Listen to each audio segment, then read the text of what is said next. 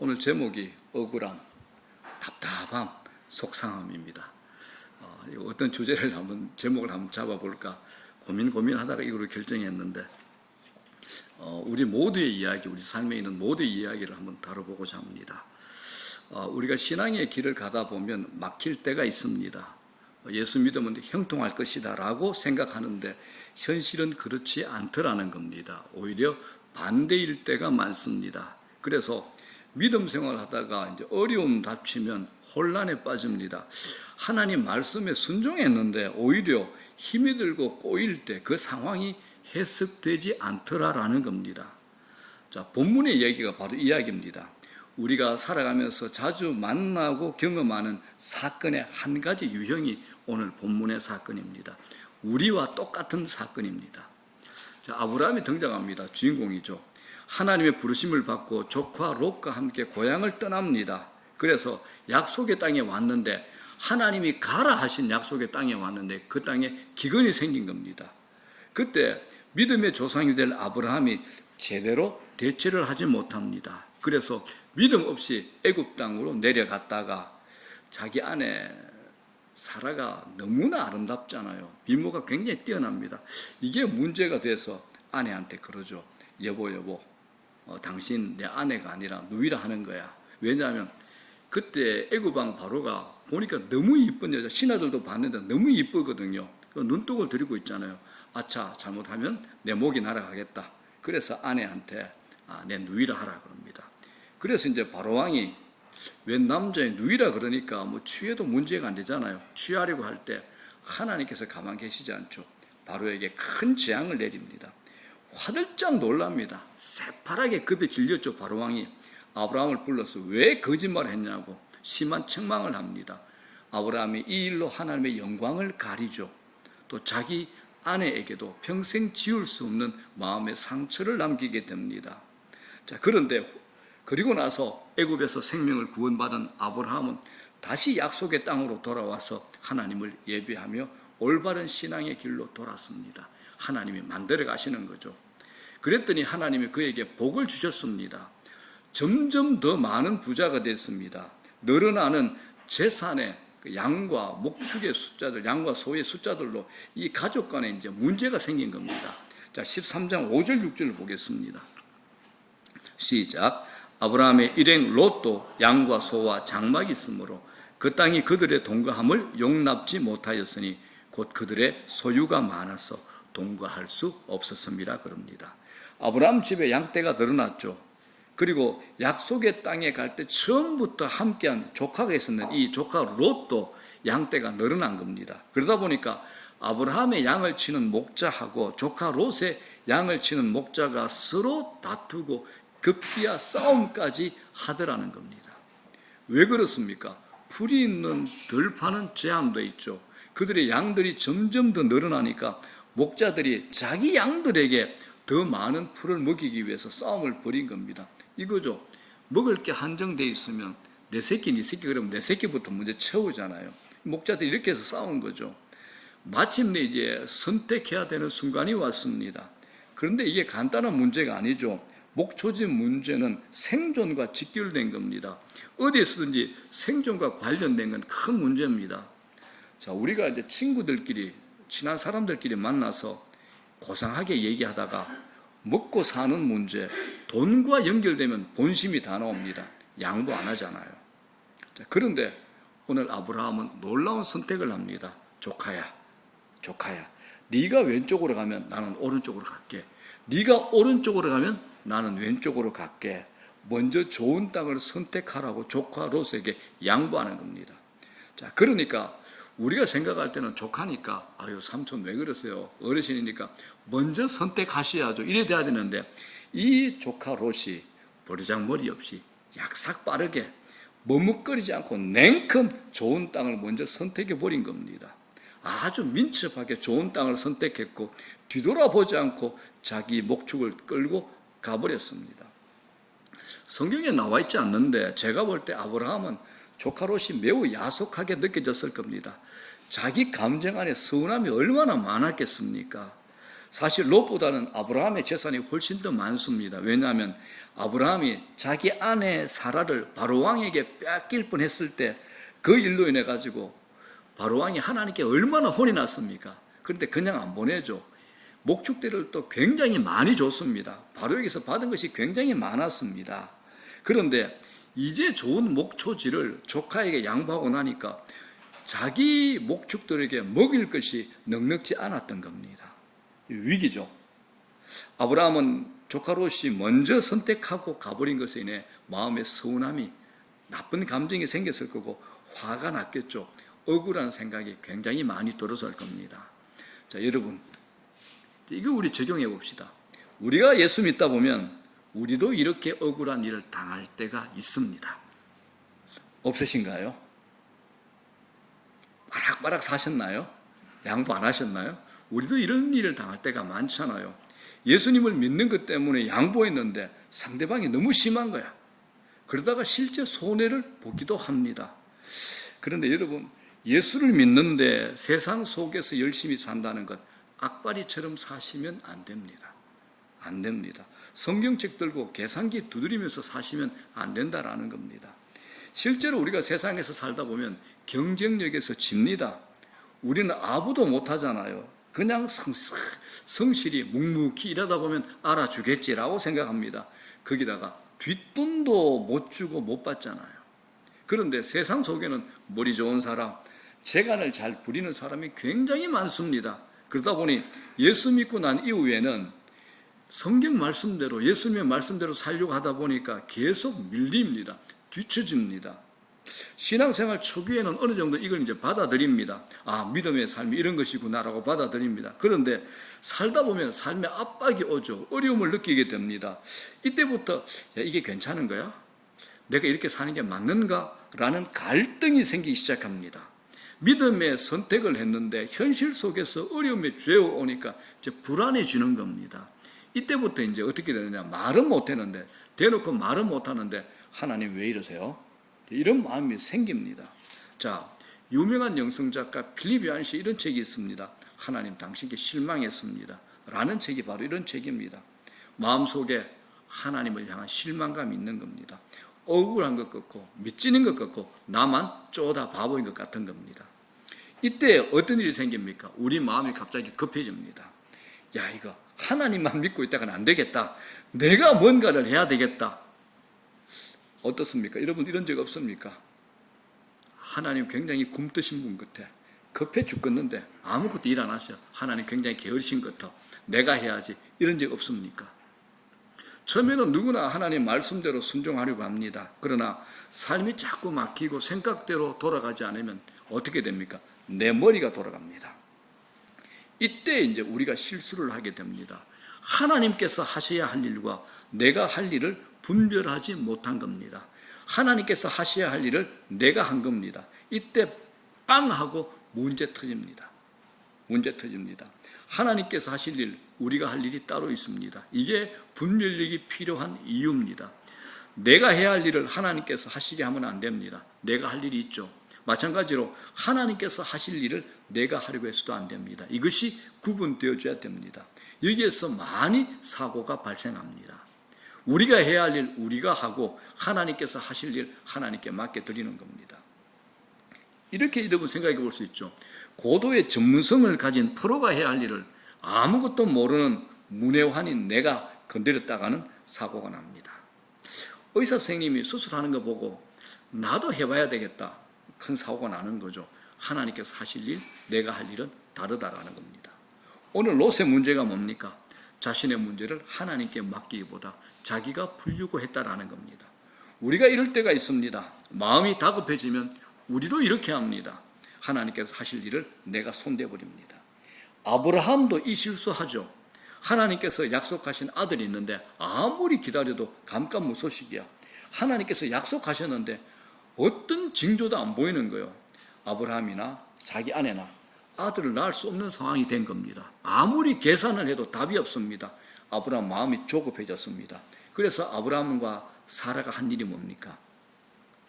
자기 아내에게 예쁜 여종이 있거든요. 하갈. 그 여종을 통해서 아들을 낳은 겁니다. 그게 누굽니까? 이스마엘. 문제를 스스로 해결하려고 했죠. 마음이 급해서 하나님께서 하실 일을 자기가 해버린 겁니다. 하나님께서 아내의 여종이 아니라 자기 아내 사라를 통해서 직접 언약의 자손을 주실 거라는 믿음을 포기해버린 거죠. 그런데 두고 후회할 일을 아브라함이 만들었습니다. 4,000년 전에 믿음의 조상 아브라함의 한 실수, 이 작은 실수가 지금도 오늘날도 중동 전역의 전쟁의 피바람과 테러의 위협을 만들고 있습니다. 단초를 누가 만드는 겁니까? 아브라함이 만든 겁니다. 그러므로 여러분, 신앙은 조급하시면 안 됩니다. 신앙은 조급증과는 거리가 멉니다. 그래서 서두르면 뭐죠? 이스마엘. 기다리면 누굽니까? 이삭입니다. 따라합니다. 서두르면 이스마엘, 기다리면 이삭. 이건 제가 20년 전부터 했던 얘기입니다. 서두르면 이스마엘입니다. 기다리면 이삭입니다. 여러분, 신앙은 조급증과는 거리가 멉니다. 롯은 조급했죠. 삼촌이든 누구든 배려할 수 있는데 하나님의 인도를 기다리지 않았던 겁니다. 자, 그렇다면 이제 의문이 생깁니다. 왜 조급해질까요, 여러분? 왜 조급증이 생길까요? 우리에게 왜 조급증을 통해서 실수하게 만들까요? 왜 조급할까요? 정답은 이겁니다. 멀리 보지 못하기 때문입니다. 멀리 보지 못하기 때문입니다. 눈앞의 것만 보면 조급해지죠. 그래서 믿음의 길에서 성급함은 금물입니다. 믿음의 길은 장기전입니다. 이 자리에서 신앙생활 좀 하신 분들, 자신이 걸어온 길을 한번 되돌아보십시오. 반추해 보십시오. 환경과 상황이 어렵다고 서둘러서 조급해서 이루어진 것이 있는지 확인해 보십시오. 대부분 그 자리는 사고난 자리입니다. 나간 것만큼 손해본 시간들입니다. 자, 우리가 사는 사회, 철저히 속도 사회죠. 경쟁 사회입니다. 한국 땅은 좁은데 사람도 많습니다. 어떤 상황과 똑같은가요? 오늘 본문에 아브라함과 롯의 상황과 아주 비슷합니다. 양보했다가는 기회도 없고 다른 사람이 나를 추월해 버립니다. 여러분, 신자는 아무리 뛰어도 세상과는 박자를 맞추기 어렵습니다. 우리는 처세술에서도 밀립니다. 하나님 앞에서 정직해야 되잖아요. 야근 짓 못합니다. 당장 답이 안 나옵니다. 그러므로 믿음이 뭐냐? 멀리 보는 싸움입니다. 예배 와서 은혜 받는 게 뭐냐? 멀리 보는 힘을 기르는 겁니다. 당장 승부 보고 답을 얻으려고 하면 세상에서 치열하게 맞받아치면서 살아야 됩니다. 세상 사람들, 악한 사람을 당장 이기려고 그러면 어떻게 해야 됩니까? 악한 사람보다 내가 더 악해져야지 이길 수 있습니다. 거기다가 예수까지 믿어줘야 됩니다. 세상 사람들 우리한테 이러죠. 저 친구는 절대 양보 안 해, 안 져. 거기다가 예수까지 믿어. 이게 욕이잖아요. 여러분, 믿음이 뭐냐? 멀리 보게 하는 힘을 기르는 겁니다. 믿음이 좋다는 건 멀리 볼 줄 아는 겁니다. 멀리 보지 못하면 문제 해결을 위해서 꼼수를 부리게 됩니다. 그런데 우리는 꼼수를 부려서는 안 됩니다. 믿음의 사람은 고수가 돼야 됩니다. 고수가 되셔야 됩니다. 여러분, 바둑의 하수하고 고수의 차이는 뭔가요? 하수는 하나를 놓으면 그거 잡으려고 온갖 힘을 거기다 집중합니다. 고수는요, 여기 하나, 저기 하나, 여기 하나, 저기 하나, 저기 왜 놓지, 저기 왜 놓지. 나중에 보면요, 하수는 하나도 없습니다. 다 죽어 부릅니다. 고수한테. 고수는 멀리 보는 겁니다. 길게 볼 줄 아는 것이 고수가 됩니다. 신앙생활하면서 왜 자꾸 원망하며 불평하게 될까요? 수가 짧으니까 멀리 안 보여서 그렇습니다. 멀리 보지 못하기 때문에 그렇습니다. 지금 당장 손해본 것만 봅니다. 지금 당장 내가 억울한 것만 생각합니다. 그러나 여러분, 우리는 서두를 이유가 없습니다. 세상이 재주 많고 세상이 계산이 빠르고 세상이 처세에 능해도 염려하지 마십시오. 하나님 절대 그대로 두지 않습니다. 롯을 보십시오. 삼촌 아브라함보다 먼저 선택한 땅이 어떤 땅입니까? 소돔 땅입니다. 소돔은 이미 악이 번성한 곳입니다. 눈이 좋아서 먼저 간 곳이 망할 땅이었습니다. 눈이 좋아서 이익에 밝아가지고 현실에 능해서 간 곳이 망한 곳이더라는 겁니다. 롯은 물이 넘쳐 흐르고 땅이 기름진 요단 계곡을 바라봅니다. 마치 에덴 동산 같았습니다. 그러나 본문은 그 땅에 대해서 슬쩍 언급하고 지나갑니다. 자, 10절 한번 볼게요. 시작. 이에 롯이 눈을 들어 요단 지역을 바라본 적 소알까지 온 땅에 물이 넉넉하니 여호와께서 소돔과 고모라를 멸하시기 전이었으므로 여호와의 동산 같고 애굽 땅과 같았더라. 성경은 롯의 선택에 대해서 아무런 다른 말 하지 않고 그냥 한마디 말만 슬쩍 던집니다. 무슨 말입니까? 겉으로 보기에는 애굽의 땅같이 기름지다, 에덴 동산 같다. 그러나 그 속에 뭔가 있다라는 것을 함축하고 있는 겁니다. 자, 13절 보십시오. 소돔과 고모라가 당시에 이미 악한 도시였다라고 얘기합니다. 13절 시작. 소돔 사람은 여호와 앞에 악하며 큰 죄인이었더라. 한 도시의 죄악은 하루아침에 형성되지 않습니다. 오랜 세월을 두고 조금씩 쌓이는 거죠. 소돔과 고모라는 이미 그 당시 악한 도시였고 그 근처에 살던 롯은 소돔과 고모라가 악한 곳임을 잘 알고 있었습니다. 그럼에도 불구하고 롯은 소돔과 고모라를 선택합니다. 왜 그랬을까요? 10절 이렇게 얘기합니다. 시작. 이에 롯이 눈을 들어 요단 지역을 바라본 적. 이 말은 탐욕을 가지고 바라보다. 원의 해석이 그렇습니다. 탐욕을 가지고 바라본 겁니다. 그 당시 이미 롯은 물질에 사로잡혀 있었던 겁니다. 그 도시의 악함도 알고 있었습니다. 그러나 롯은 결국 그곳을 선택하고 맙니다. 그의 눈은 이미 하나님이 주신 것보다 세상적인 곳에 더 쏠려 있기 때문에 그렇습니다. 이거 멸망의 길이다라고 성경은 우리에게 증명하는 겁니다. 본문은 너희들이 살아가면서 이런 일들이 얼마든지 생길 수 있다, 가능하다라는 것을 우리에게 지금 말씀하고 있는 겁니다.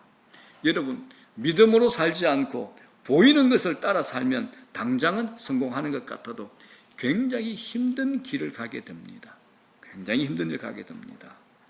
자, 사랑하는 여러분, 오늘 말씀이 이것으로 끝난다면 롯이 더 지혜롭고 더 잘 사는 것처럼 보여집니다. 하나님을 섬기는 것이 손해고 우리 삶에 아무런 도움이 되지 않는 것처럼 보여집니다. 그러나 보십시오. 롯이 떠난 후에 삼촌 아브라함이 어땠을까요? 오늘 본문처럼 답답했을 겁니다. 억울했을 겁니다. 속이 상했을 겁니다. 허탈했을 겁니다. 그런데 이때 아브라함에게 하나님이 나타나신 겁니다. 세상을 쫓아 사는 사람들이 더 많은 이익을 얻고 믿음으로 사는 우리들이 손해를 보는 것 같은 때에, 그때에 하나님이 비로소 나타나십니다. 그리고 말씀하십니다. 그러므로 여러분, 믿음은 현실에서 단판 짓는 것 아닙니다. 제발 현장에서 단판 짓려고 현장에 좀 들어가지 마십시오. 믿음은 현실에서 단판 짓는 것 아닙니다. 우리는 나중에 진가를 드러내는 백성이 됩니다. 제가 약속드립니다. 2020년에 이 지구가 절대 끝나지 않을 겁니다. 세상을 보면서 흔들리지 마시라는 겁니다. 자, 시편 37편 1절 2절 이렇게 말씀합니다. 다 같이 믿음으로 시작. 악을 행하는 자들 때문에 불평하지 말며 불의를 행하는 자들을 시기하지 말지어다. 그들은 풀과 같이 속히 배임을 당할 것이며 푸른 채소같이 쇠잔할 것이로다. 악을 행하는 것 보고 불평하지 마라. 불의 행하는 것 보고 불의를 행하면서 얻는 것 때문에 시기하지 마라 그럽니다. 그들 속히 배임 당한다. 푸른 채소같이 쇠잔해질 것이다. 하나님의 약속입니다. 창조주 하나님의 약속입니다. 자, 그래서 7절에 우리 보고 이렇게 하라 그럽니다. 7절 시작. 여호와 앞에 잠잠하고 참고 기다리라. 자기 길이 형통하며 악한 꾀를 이루는 자 때문에 불평하지 말지어다. 악인이 잘되고 내가 그들에 의해서 밀리고 지는 것 같아도 불평하거나 불안해하지 말으라는 겁니다. 성경은 악한 자들은 속히 배임을 당한다라고 말씀하십니다. 그렇기 때문에 우리는 여호와 앞에 잠잠하고 참고 기다리는 겁니다. 악인의 형통으로 억울해하지 말고 악인이 잘 되는 것 때문에 불평해하지 말고 우리는 잠잠히 참고 그분을 기다리라는 겁니다. 자, 여러분 보시잖아요. 한때 잘 되는 사람 참 많습니다. 한때 잘 되는 거예요. 근데 우리는 항상 누가 잘 되는 것만 보이고 잘 되는 소식만 귀에 들립니다. 그런데 잘 보십시오. 오랫동안 잘 되는 사람을 보셔야 됩니다. 오랫동안. 한때 잘 되는 것 보고 현혹당하면 안 됩니다. 세상의 번영, 화려함 오래 가지 않습니다. 악인의 형통 오래 가지 않습니다. 악인은 망하게 세팅되어 있습니다. 당장은 악인이 잘 되는 것 같이 보여도 이 세상이 돌아가는 법칙을 보게 되면, 하나님께서 이 세상을 움직이는 방식을 보면 악인은 망하도록 되어 있습니다. 그렇기 때문에 그것 보고 부러워해서는 안 됩니다. 대단해 보여도 오래 가지 않는다라는 겁니다. 내가 가진 눈, 육안으로 보게 되면 세상에서 잘 나가는 사람이 많아 보입니다. 그러나 영안으로 보면, 영의 눈이 열려보면 부러워할 것 별로 없습니다. 부러워할 것 별로 없습니다. 여러분, 영의 눈으로 한번 보십시오. 부러워할 것이 있는지. 그러므로 성령을 통해서 영안이 열리셔야 됩니다. 그래야 내 안에 비교의식이 사라집니다. 열등감이 힘들어하지 않고 자존감이 깊어지고 넓어지는 겁니다. 예수님 제대로 믿고 신실하게 살아가면 초기에는 별로 눈에 안 띕니다. 그런데 갈수록 서서히 빛이 납니다. 저는 보여집니다. 저는 사람들을 보면 기대감이 생겨집니다. 제가 직장 생활할 때는 IMF도 거치고 세계의 금융위기도 거쳤습니다. 처음에는 잘 나갈 때는 제가 별로 안 찾았습니다. 근데 IMF 찾아올 때는 대표이사도, 또 저를 평소에 안 찾던 사람도 제가 예수 믿는 거 아니까 저를 수시로 불렀습니다. 그때 과장이었는데도 대표이사가 저를 불렀습니다. 위에 부장도 있고 이사도 있는데 부릅니다. 우회적으로 물어봅니다. 어떻게 될 것 같아? 경제적인 정보나 경제적인 지식은 대표이사가 그룹사의 대표이사니까 얼마나 많이 알겠습니까? 근데 제게 물어봅니다. 왜 그럴까요? 제가 예수 믿는 거 알거든요. 여러분, 그러므로 여러분, 믿음의 사람으로 사십시오. 초기에 별로 눈에 안 띈다고 조급해하지 마십시오. 갈수록 서서히 빛이 납니다. 제 자랑 아닙니다. IMF 거치고 수많은 경제위기 거치는데 전 단 한 번도 저희 회사에서 나가는 소리 들어본 적이 없습니다. 제가 대기업에 2군데를 다녔는데 2군데 다 사표 낼 때 6개월 동안 쫓아다니면서 사표 수리받았습니다. 대표실에 가가지고 사정사정해서 사표 수리받았습니다. 2번째 회사에서는 사표 수리 안 해줘가지고 제가 편지를 써가지고 선물까지 드려가지고 겨우 사표를 받았습니다. 저는 그랬습니다. 저는 특별한 은혜를 받았다 이게 아니라 예수 믿으면 그렇게 할 수 있다라고 저는 그렇게 믿습니다. 그거 가능합니다, 여러분들. 하나님 말씀 안에서 진리 붙들고 살면 가능합니다. 자, 아브라함이 조카 롯에게 당한 후에 어떤 일이 일어났습니까? 자, 14절, 15절 한번 보겠습니다. 14절, 15절. 시작. 롯이 아브라함을 떠난 후에 여호와께서 아브라함에게 이르시되 너는 눈을 들어 너 있는 곳에서 북쪽과 남쪽 그리고 동쪽과 서쪽을 바라보라. 보이는 땅을 내가 너와 네 자손에게 주리니 영원히 이르리라. 롯은 자기 눈을 들어 선택한 곳으로 갑니다. 그러나 아브라함은 하나님께서 눈을 들어 보게 하신 땅을 선택한 겁니다. 이건 완전히 다르죠. 하나님께서 아브라함의 영안을 열어주셨습니다. 1, 2년 후가 아니라 바로 눈앞에 있는 땅이 아니라 먼 곳까지 영원까지 보게 하신 겁니다. 사실 아브라함은 약삭받은 조카에게 꼼짝없이 당했잖아요. 그런데 상황이 끝난 것이 아니라는 겁니다. 그 후에 하나님께서 나타나신 겁니다. 하나님께서 개입하신 거죠. 롯의 땅과는 비교되지 않는 땅을 아브라함에게 보여주고 약속하신 겁니다. 제가 여러분에게 묻고 싶은 것이 있습니다. 하나님께서 지금 누구 편들고 있습니까? 롯입니까? 아브라함입니까? 누구 편들고 있습니까? 누구 편입니까? 하나님은? 아브라함이죠. 그러면 여러분들은 롯처럼 사시겠습니까? 아브라함처럼 사시겠습니까? 이거 우리 적용하셔야 됩니다. 내가 지금 롯처럼 살고 있는가? 아브라함처럼 살고 있는가? 이거 적용하셔야 됩니다. 여러분 잘 들어보십시오. 하나님께서는 자기 머리와 자기 꾀로 살아가는 자에 편들지 않습니다. 편들지 않습니다. 자기 힘과 자기 머리 믿고 살아가는 사람을 하나님께서 편드실 이유가 없죠. 하나님께서는 우리에게 약속한 삶, 상상을 넘었습니다. 예수님께서 상상순에서 뭐라 하십니까? 온유한 자는 복이 있나니 그들이 땅을 기업으로 받을 것이며 라고 말씀하셨습니다. 성경은 눈치 빠른 자가 땅 차지한다, 계산 빠른 자가 땅 차지한다 하지 않습니다. 수완이 좋은 자가 땅 차지한다 그런 말 없습니다. 온유한 자가 복이 있나니 그 땅을 기업으로 받는다라고 말씀하십니다. 온 우주를 지으신 창조주, 지금도 통치하고 있는 통치자가 이 말씀을 하시는 겁니다. 하나님께서 온유한 자의 편을 들어주십니다. 온유한 자들이 누구냐? 이렇게 얘기합니다. 하나님께서 편 들어주지 않으시면 도무지 살아갈 수 없는 자들, 그들이 온유한 자들입니다. 여러분들은 지금 누구의 편이 필요합니까? 누구의 편이 필요합니까? 하나님께서 내 편이 되어주는 게 필요합니까? 아니면 지금 당장 내게 도저히 재정적인 도움을 줄 수 있는 사람, 이런 눈에 보이는 사람들입니까? 어떤 선택하시겠습니까? 아브라함은 조카 롯에 대해서 삼촌이고 어른입니다. 그런데 우리 같으면 속상하지 않겠습니까? 아브라함 보십시오. 그런데 온유한 자로 쓰여 있습니다. 온유한 자로 쓰여 있습니다. 억울한 일을 당하고 손해도 봅니다. 뒤에 보면 착취를 당하기도 합니다. 아브라함이 그런 사람입니다. 그러나 하나님께서 아브라함의 손을 들어주셨습니다. 하나님께서. 하나님이 롯에게 나타난 것이 아니라 아브라함에게 나타나신 겁니다. 여러분, 부탁드립니다. 제발 세상 속에서 영악스럽게 싸움판에 들어가지 마십시오. 그거 이기는 거 아닙니다. 신자가 가야 할 길은 다른 길입니다. 저도 목회를 하다 보면 수많은 사건, 가슴 아픈 일을 만나고 개입하게 됩니다. 제가 금요일에 말씀드린 것처럼 여러분들 웃어 보이지만은, 그냥 평안해 보이지만은 사실은 목회는 외줄 타는 겁니다. 저는 이렇게 표현합니다. 벼랑 끝에 서 있는 것. 늘 벼랑 끝에 서 있습니다. 한 영혼이 아파하면 그게 제게 그대로 아픔이 됩니다. 밤에 잠 제대로 안 옵니다. 그게 떠나지 않습니다. 이건 벼랑 끝에 서 있는 겁니다. 제가 아는 목사님들 대부분 큰 교회 굉장히 안정적입니다. 재정적으로도 안정적이고 교인들도 아주 잘 섬기고 헌신이고 사랑도 많은 교회인데도 그런 교회 목사님도 얘기합니다. 내 목회 평생이 외줄이었습니다. 외줄 타는 거였습니다. 예, 맞습니다. 저는 이렇게 얘기했습니다. 저는 늘 벼랑 끝에 서 있었습니다. 라고 얘기를 합니다. 여러분, 문제는 현장에서 발견합니다.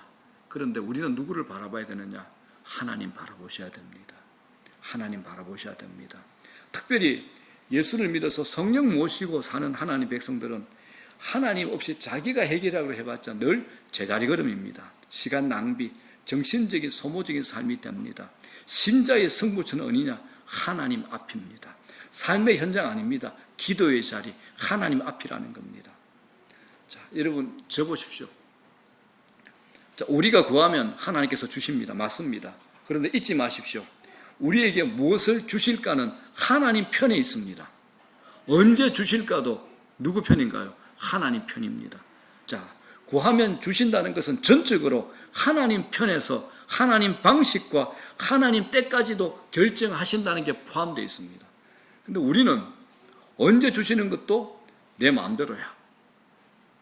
내가 달라는 것도 내가 원하는 걸 줘야 돼. 나는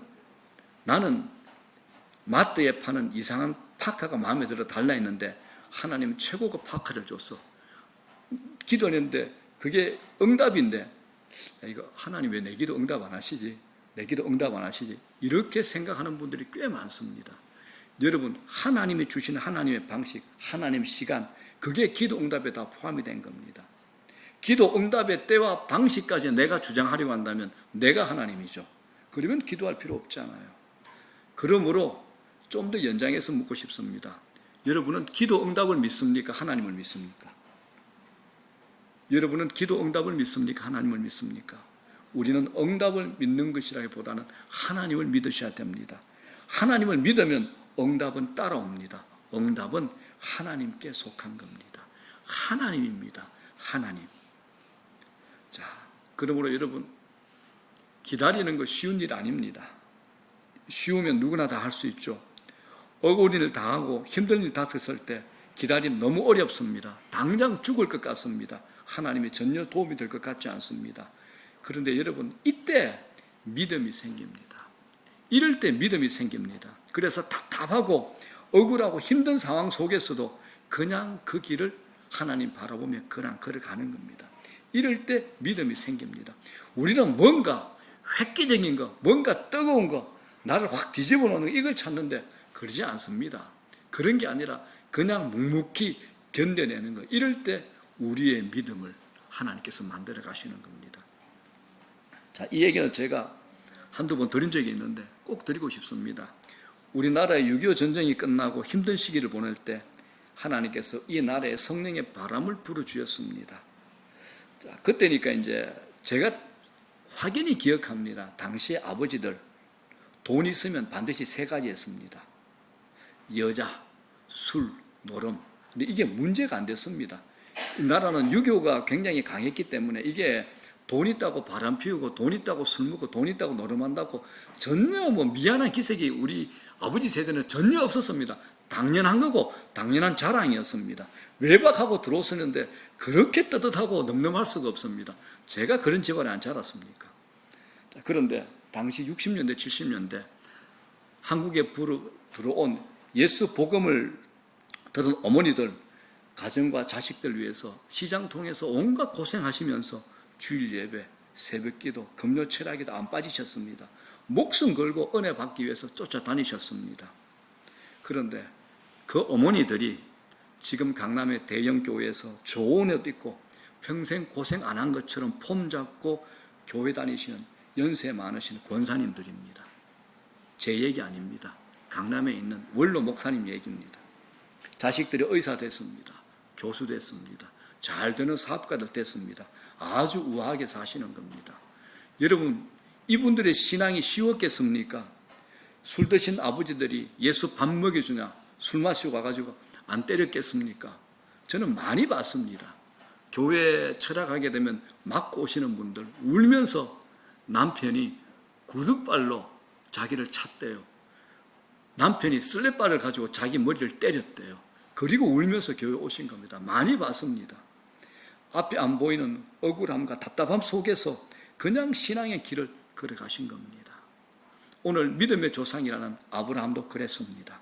하나님을 더 이상 믿을 수 없을 때에도 믿을 상황이 아닌 상황 속에서도 믿어야 하는 법을 배웠습니다. 이것이 중요합니다. 하나님을 믿으면 고난이 없어지는가요? 절대 그렇지 않습니다. 하나님 믿으면 고난 없어지는 거 아닙니다. 고난 가운데서도 하나님께서 나와 함께 하시고 고난 가운데서도 구원해 주시는 하나님이심을 알게 하시는 겁니다. 경험하시게 하는 겁니다. 그때부터 우리에게 복이 시작되는 겁니다. 하나님이 부어주시는 풍성하신 부유하심을 영적으로 경험하게 되는 겁니다. 자, 이제 말씀 정리합니다. 18절 보십시오. 시작. 이에 아브라함이 장막을 옮겨 헤브론에 있는 마므레 상수리 숲으로 이르러 거주하며 거기서 여호와를 위하여 제단을 쌓았더라. 아브라함이 지금 무엇하고 있습니까? 제단을 쌓았더라. 제단이 뭡니까? 예배입니다. 예배입니다. 그러므로 여러분, 예배를 포기하시거나 예배에 타협하시면 안 됩니다. 예배는 목숨 거는 겁니다. 예배에 성공하면 인생에 성공한다. 저는 확신합니다. 제가 목회 처음 할 때부터 그랬습니다. 많은 청년들 모아놓고 얘기했습니다. 너희들 예배 포기하지 마라. 예배에 성공하면 네 인생 성공한다. 제가 자신 있게 얘기합니다. 예배가 뭡니까? 하나님 바라보는 겁니다. 하나님 바라고 하나님 인하여 기뻐하는 삶을 사는 것이 예배가 됩니다. 아브라함은 땅을 쫓는 자가 아니었죠. 하나님을 쫓는 자였습니다. 사랑하는 여러분, 실제로 우리 삶 불투명합니다. 세상은 요동치고 미래는 더욱 불안합니다. 우리가 흔들리고 불투명한 세상 속에서 살지만 갈수록 더 선명한 삶을 살 수 있는 길이 있습니다. 그거 하나님 놓치지 않는 겁니다. 우리 시야에서 하나님이 더 선명하게 보이고 하나님을 더 많이 알아가고 있다면 삶은 혼란해지지 않습니다. 우리 현실의 삶이 풀려야 성공하는 것 아닙니다. 하나님께 더 가까이 가야 우리 삶이 강력해집니다. 어떻게 더 성공할 것인가? 어떻게 지금 난관을 돌파할 것인가? 그거 본질적인 문제 아닙니다. 하나님 더 알아가고 내 시선에서 하나님 놓치지 않는다면 하나님께서 내 삶 책임져 주실 겁니다. 누구처럼요? 아브라함처럼, 누구처럼요? 이삭처럼, 야곱처럼, 모세처럼, 요셉처럼 우리 삶 책임져 주실 겁니다. 우리의 삶의 안정 하나님 안에 있습니다. 그러므로 이렇게 살아보십시오. 히브리서 12장 2절입니다. 시작. 믿음의 주여 또 온전하게 하시는 인 예수를 바라보자. 이게 세번역 성경에 이렇게 되어 있습니다. 믿음의 창시자요 완성자인 예수를 바라봅시다라고 되어 있습니다. 우리 인생의 위기가 뭘까요? 내 일상 속에서 하나님 보이지 않고 풀리지 않는 일들만 보이고 다른 사람들의 성공만 눈에 보이는 것, 이게 우리 인생의 위기입니다. 아브라함은 하나님의 약속을 듣고 즉시 단을 쌓고 하나님 이름을 부르면서 예배를 드립니다. 그가 주목한 것은 하나님이었습니다. 자, 그렇다면 여러분 삶에 우뚝 서 있는 분은 누구십니까? 여러분 삶에 우뚝 서 있는 분은 누구십니까? 사랑하는 여러분, 무엇 때문에 속상해 하십니까? 무엇 때문에 그렇게 억울합니까? 무엇 때문에 그렇게 답답합니까? 그것 때문에 흔들리지 마십시오. 계속 믿음의 길을 가십시오. 주님만 바라보며 나갈 때 우리 반드시 승리할 겁니다. 하나님께 더 가까이 나가십시오. 하나님 더 바라보십시오. 주님을 더 주목하십시오. 하나님을 진심으로 기뻐하는 마음으로 살아보십시오. 하나님께서 책임져 주십니다. 우리 인생 절대 내 선택과 결정으로 인생 좌지우지 되지 않습니다. 하나님께서 개입하십니다. 하나님께서 개입하십니다. 그 하나님이 어떤 분이라는 거 여러분들 경험하시라는 겁니다.